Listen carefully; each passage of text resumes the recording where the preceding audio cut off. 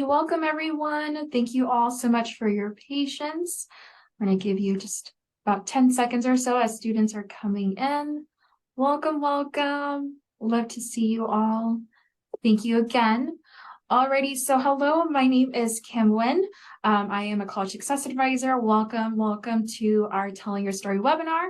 And thank you all here for being here today. We're excited to give you all gift cards and scholarships this year. So please make sure you are active in the chat, asking questions in the Q&A. We would love to hear you and love to hear your voice. And so today we have the wonderful David Cooley, who is the Director of Career and Alumni Services, as well as a Career and Executive Coach at UCLA Anderson School of Management. And he's here to tell you of how to tell your story and display your talents and your superpower. Great. Thank you, Kim. And thank you, Rachel. Great to be back with the Fulfillment Fund. I've done some work before with the organization, and it's just an amazing organization.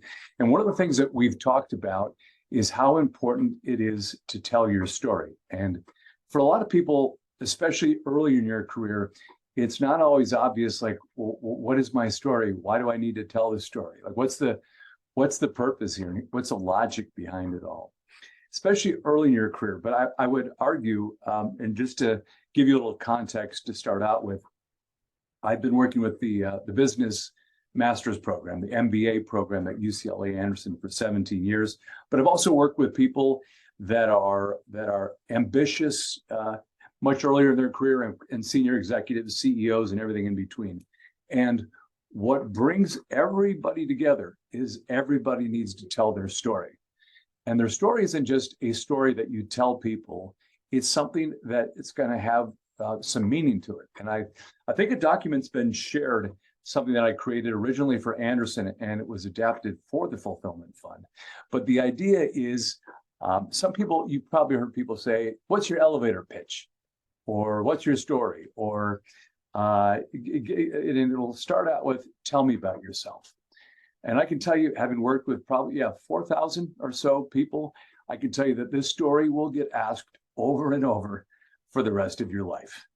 So what does that mean? It's like, start getting comfortable with your story. Start practicing it with each other. And your story will evolve over time. It will, the more experiences that you have, the more that you're going to be able to integrate things into your story.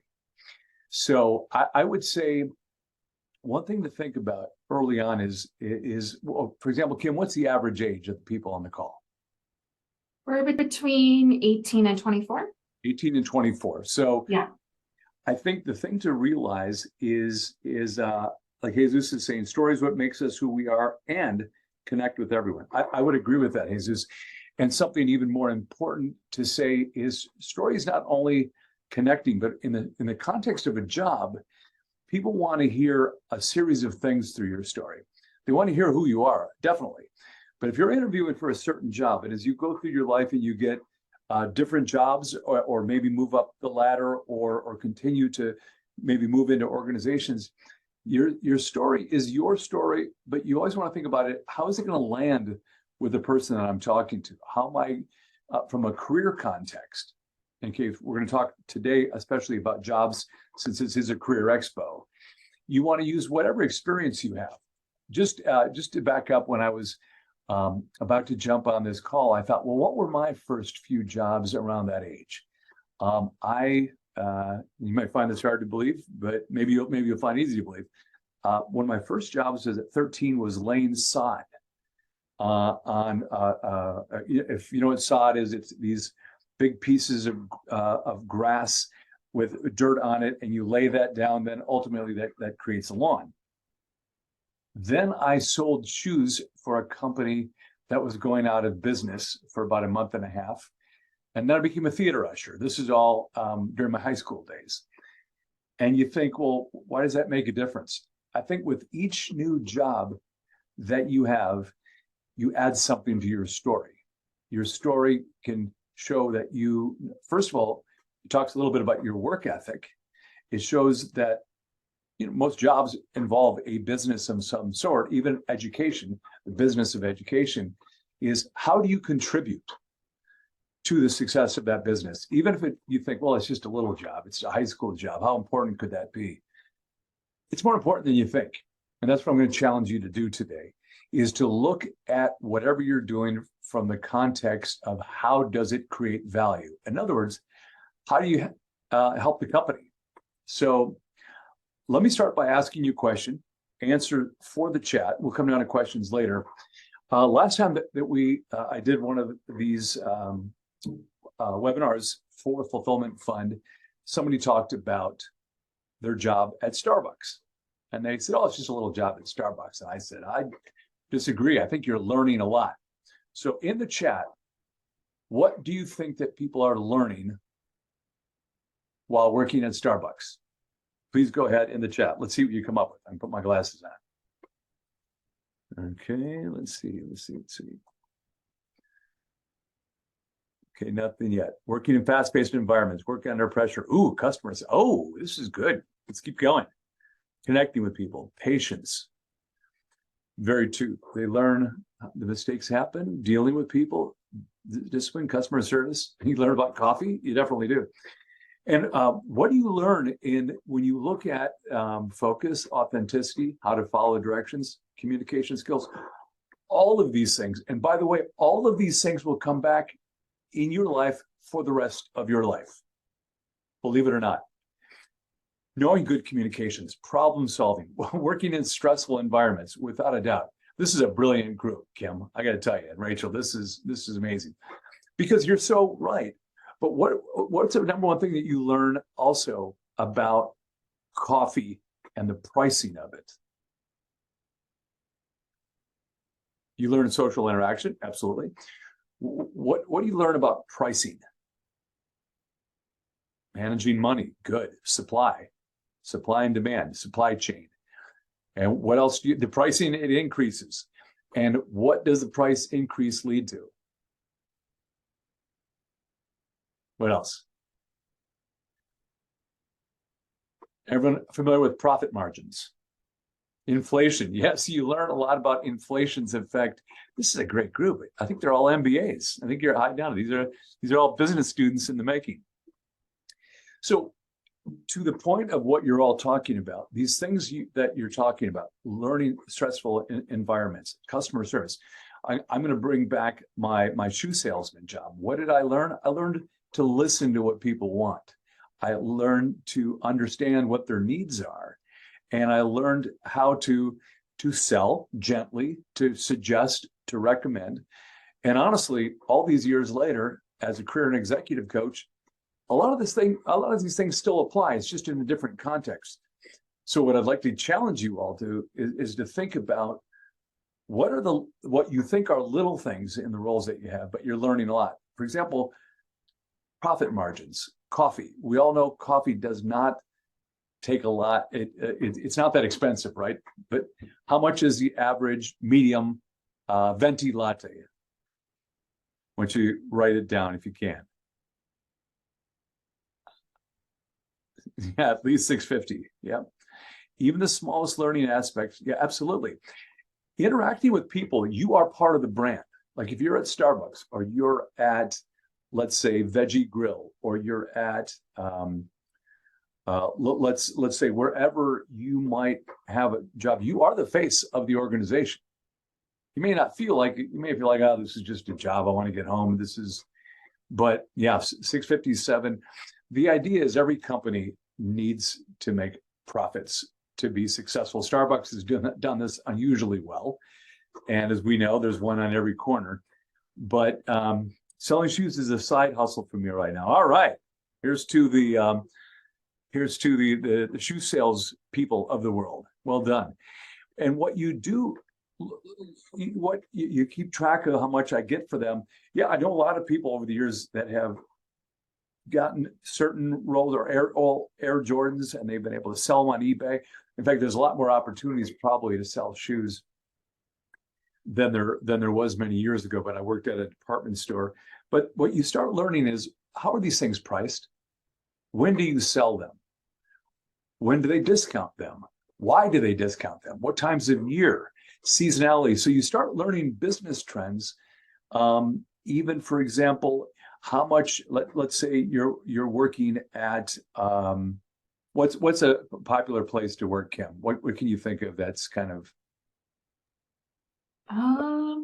Let's say Target or Target? Fantastic example.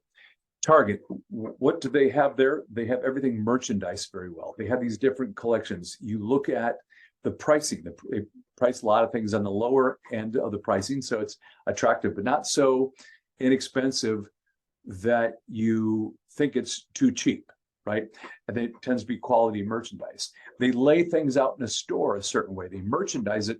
So you walk in the door and you see one thing and you come around the side, just like any supermarket. You ever notice when you go in, you go through the frozen foods, you come out, you come around the other side. There's a whole way that they organize stores, whether it's a Target, whether it's a Ralph's, whether it's a Vons. But I would say that the number one thing that you might want to start looking at is what is really the business of what I do and how am I contributing? If you're ringing the cash register, you're not just ringing the cash register, you're learning a lot about everything that you talked about here. Right. And the reason I'm going to encourage you to be aware of it, you're looking at customer interactions. You're looking at supply, as Angel mentioned, or is it, I think it's Angel. You're looking at absolutely, as Ivan said, being responsible on time, not stealing company assets. All these things can be critical to building your professional brand. And that's what, no matter how small the job that you have right now, you're probably learning more than you think. I mean, I think it took me a lot of years to go back and say, what did I learn as a theater usher? Well, customer service.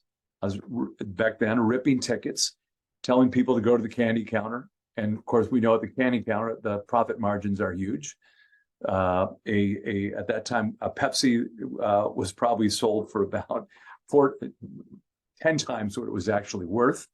But this is the way stores and theaters and bookstores and any kind of job, restaurants operate, right? That's how they pay the employees. That's how they are able to make a profit and so forth. So I would say, I would encourage you to start thinking of your job in a way that when you tell your story, and does everyone have the sheet, Kim, this particular creating your career narrative worksheet and checklist? They do not, but I have it ready to be shared on the screen if you'd like to. Perfect. Let's share it on the screen right now. Yeah. I'd like to show what Absolutely. it is and why it's important. So this is an adapted version of something I created for the MBAs.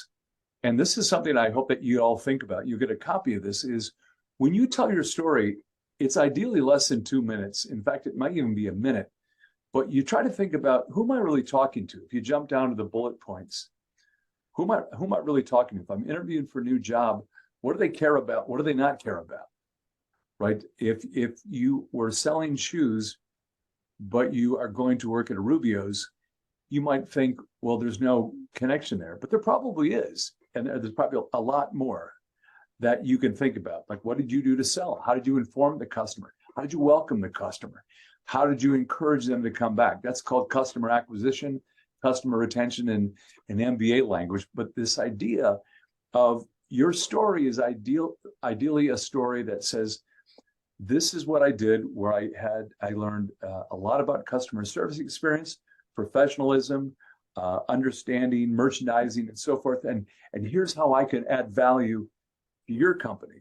Because remember, your story isn't just, here's who I am. It's really, here's who I am in the context of what you might need. Make sense so far? What questions? Okay, let's take a look at this. Does this make sense so far? What do you think? Q&A. Oh, yes. So we have couple questions. We have one specifically. So one of the things he mentioned is when telling his story, he struggles with the idea that people might think he's looking for pity or being too preachy when someone asks, what's your reason why? So how could he overcome this false idea that makes it hard for him to explain his purpose or reason why?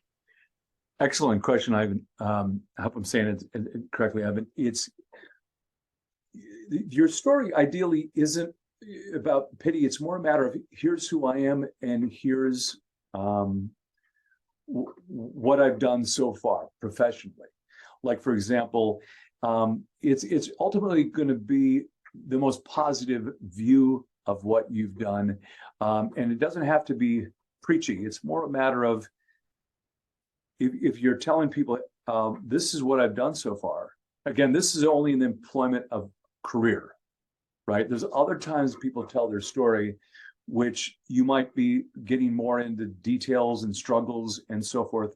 And there's a time and a place for that, but not at a career expo, right? The idea is you're trying to tell a story of whatever you've done so far for some work, maybe what you learned and how it applies. So it's not looking for pity or being too preachy. If they say, what's your reason why? I would say this idea is you talk more about what you've learned. You end up saying, well, what I've learned so far in my role is understanding sales techniques, how to understand a customer, how to interact and listen carefully to what people want. Ideally, in the purpose of a career expo, you're trying to give them something that's going to be meaningful to a job. And that's what's really important. Ivan, does that answer your question? So the reason why is really, like in the document, how you create value. Ivan, does that answer? While we wait for that, it does. Okay, good. Thank you. Great. So Mayo, is that right? Yes, Mayo and Emerson have somewhat a similar question of, how much do you share, right? Do you share personal hobbies? Do you share a little bit about yourself and your background? How much is too much, and what does that look like? Excellent questions. Telling your story, I think ideally you look through the context of, if you're telling personal hobbies and accomplishments, try to say, does it say something about me that this person would think is impressive and related to what this job is? For example, if this is a job that's involving project management and you talk about how detail-oriented you are and how punctual you are and good at creating systems, that's going to make a lot of sense. If you're a very gregarious person and you like talking to people and so forth, you might want to say, I really enjoy talking to customers. And I think managing and developing relationships is a key strength of mine.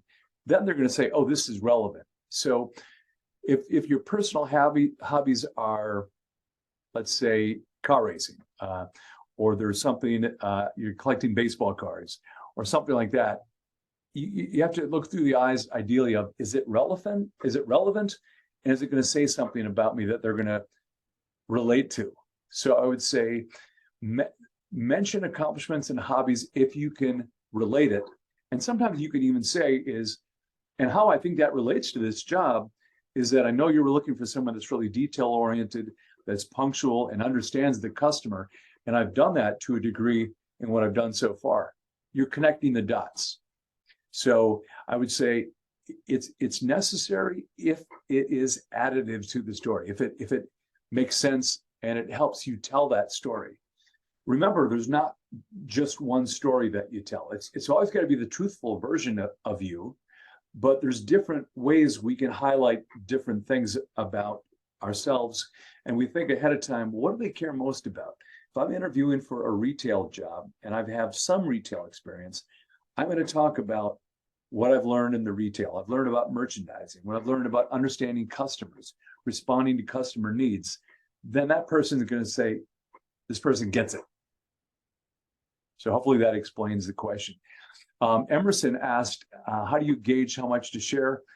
I think if you look through the career checklist that I've provided, a big part of it is try to look through the lens of that other person. What do they care about? And if they're interviewing you for a certain job, what is it that is the core of their business? Are they selling a product?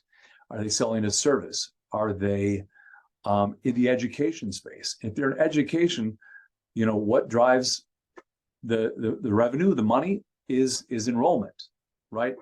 And so how can you help with that? Maybe it is reaching out to other students. Maybe it is building relationships within the community. So there's always a way to look at it, and you gauge whatever you think is relevant, or if you can find a way to connect it back.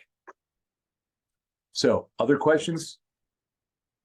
Yes, we have one in the chat, and you already mentioned a little bit about retail and how it connects to finance, but I think just kind of like a broader question, how do you connect, babysitting to a specific job? Like, how do we include those, I guess, specifically for a retail job experience, right? How do we tie those in? How can we make those transferable skills be relevant for a finance? For finance, eventually, I think a big part of it is look at those receipts as you are printing them up. Look at what's on there, look at the pricing, look at the totals. And even if you can, at the end of the day, look at if someone has a printout or some sort of a version to say, okay, how much has this location made? Start looking at what kind of volume did we do this day? What sold the most? If you can start understanding statistics and learning that type of thing over time, you'll start to see patterns.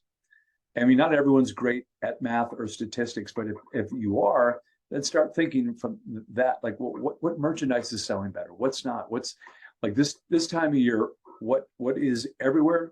Pumpkin spice, fill in the blank, right? Lattes, muffins, blah blah blah blah blah. Obviously, this has been made the case over the last couple decades because people associate it with fall, they expect it with Halloween, Thanksgiving. So you start looking at why do people buy what they buy when they do? So I would say from a finance perspective, corporate finance technical question, look at profit margins, look at what's selling, look at kind of what, ask yourself if you can, like, what are these, what's the MSRP, the manufacturer's suggested retail price, and what are we actually selling it for? And why do we discount it? So I think just start being aware of even if you're not a great numbers person, you'll learn a lot about numbers by just thinking about what sells, how it sells, and what are the profit margins on those things. Like if you ever go to a TJ Maxx or a Marshall's or one of those stores, you'll see, wow, these are so discounted. How do they make any money on this? How do they make money is these companies buy huge trucks of inventory that companies don't necessarily want anymore. They buy it for pennies on the dollar, and then they resell that excess inventory that's out of season in another context at a much discounted rate. And so they're buying for a lot less, and they're making their margins by putting, let's say, 40% on that. So just kind of be aware of how do these things operate.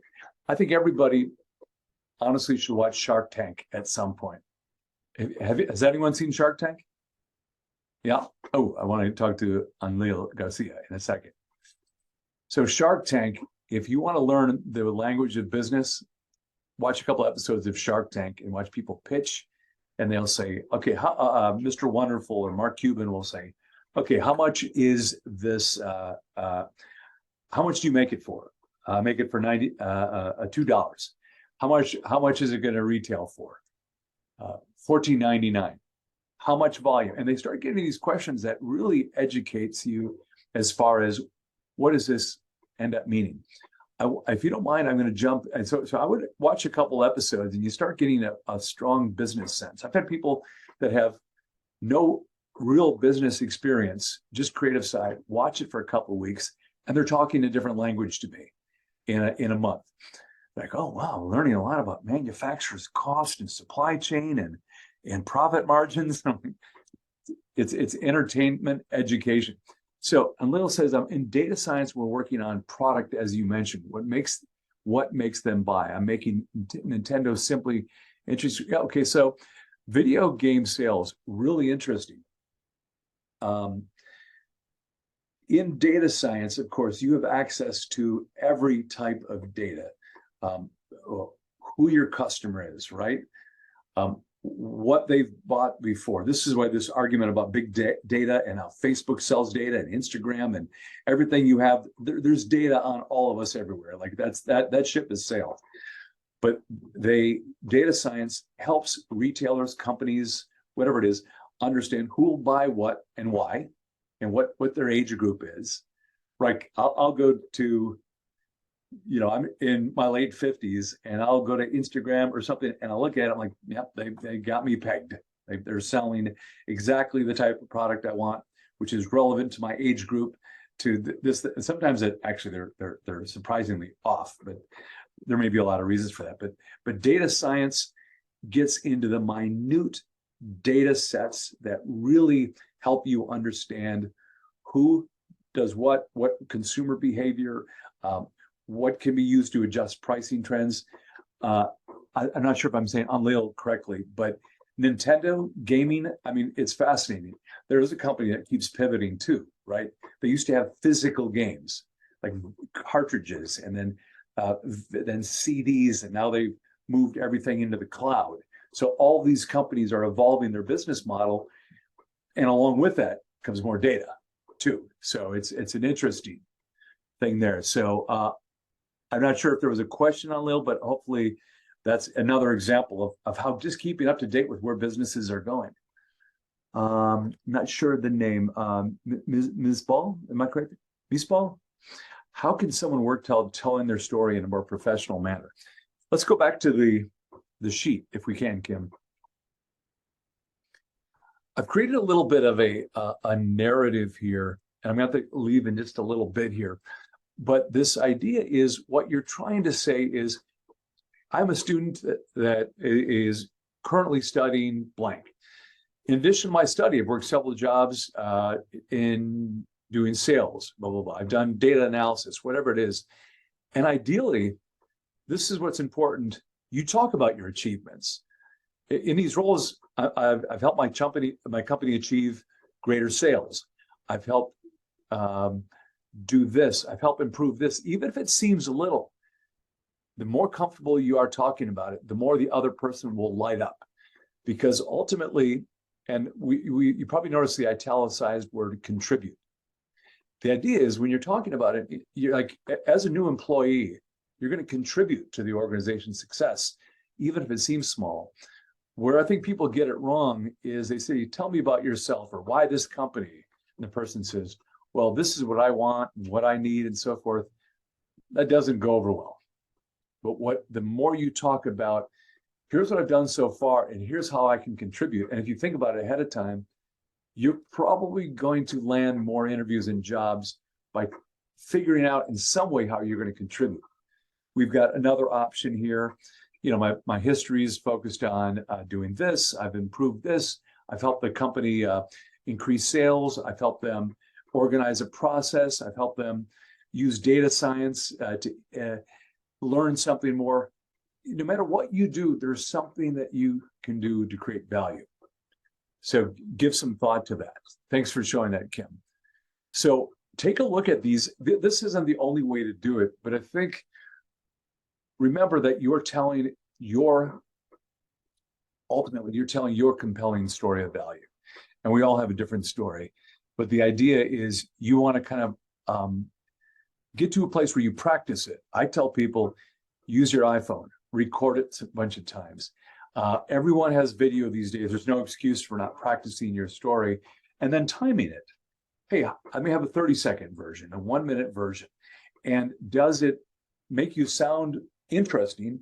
Do you enjoy telling your story? Do you talk about how you can contribute?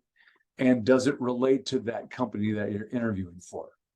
So to me, those are the key elements of telling your story. So while you're at the Career Expo, a big part of it is asking what companies want, or what these different roles are asking for. And if you can possibly relate your experience to that, you're going to be a stronger and stronger candidate.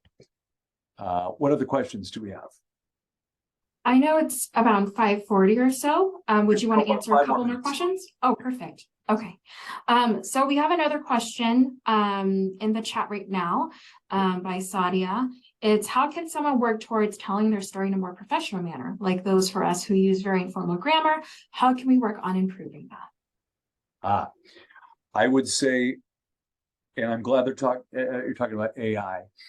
I would imagine that you've used Chat GPT, and I certainly am not. I am definitely pro tech, but I would say they don't have all the answers. So grammatically, I would consider writing it out first, putting it through Grammarly, maybe even putting it through, believe it or not, ChatGPT to see what's a good story.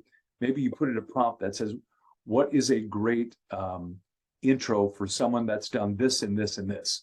Because somewhere in the world, they're taking the data from everything that ChatGPT has, and they've been able to compile something that will be a starting point. But remember, you still have to edit it and personalize it to you specifically. But I'd say whether it's using Grammarly or just putting certain Google Docs, even within the context of a lot of Microsoft Word documents, and you have both spell check and sometimes grammar check that will help you to be as persuasive as possible. So the progression of AI, what trends would I recommend business students to keep an eye out for entering the business? I would say exactly that, the effect of AI on every business, right? Excellent question. I even went to a conference in New York about my industry, executive and career coaching. We were talking about, will AI eliminate the need for people? And there was a couple hundred of us there in New York. And the conclusion we came down to is AI will help simplify automated tasks and will help eliminate some of the more clerical elements, but a lot of jobs will still be driven by individuals who leverage the technology. So AI is, I think people are still yet to figure it out. Obviously, all the top tech executives are looking and saying, how negative could AI be? But for right now, we're looking at AI and artificial intelligence as a way to augment what we're already doing. And yes, it's going to eliminate some jobs.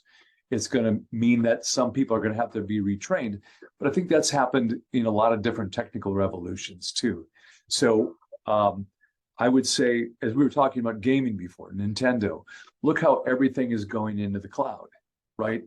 The Google Gaming Cloud, different cloud-based gaming systems mean you have better data. You can understand your core user or customer better.